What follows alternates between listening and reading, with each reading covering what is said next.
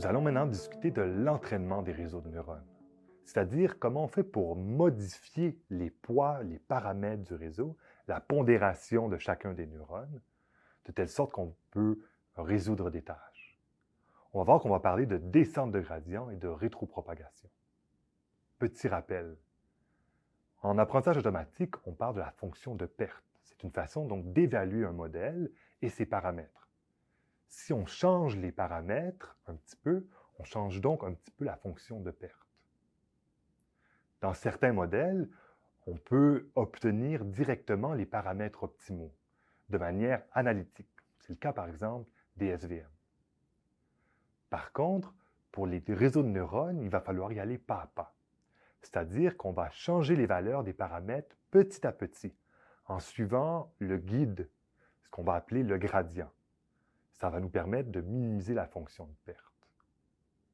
L'analogie que je pourrais vous donner, c'est celle d'un alpiniste qui essaierait de gravir une montagne, mais avec les yeux bandés.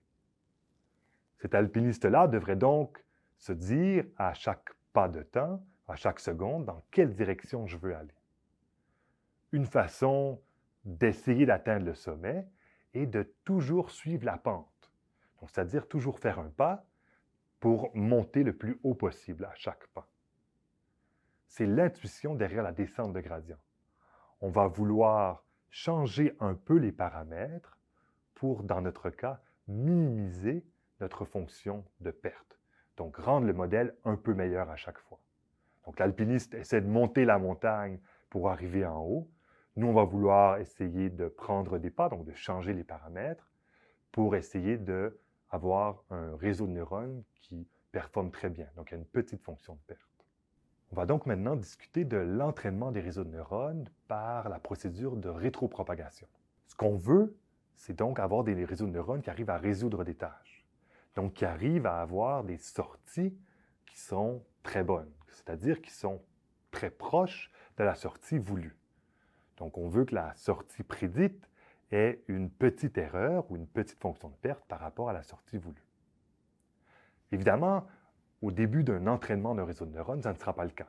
Il y aura donc une grande différence entre la sortie prédite et la sortie voulue. Ce que la rétropropagation fait, c'est qu'elle nous permet de changer les paramètres de telle sorte à ce que la sortie du réseau de neurones, donc la sortie prédite, soit plus proche de la sortie voulue.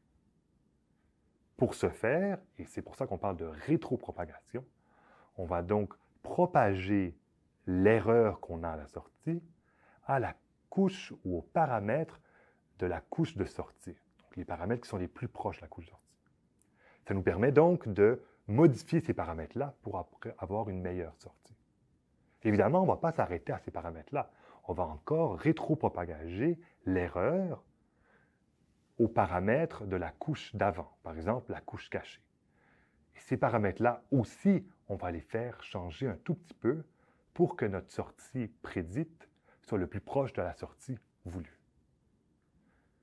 On parle donc de rétropropagation, de propagation qui part de la sortie et qui recule, donc qui part en arrière et qui change couche à couche les paramètres de notre réseau de neurones.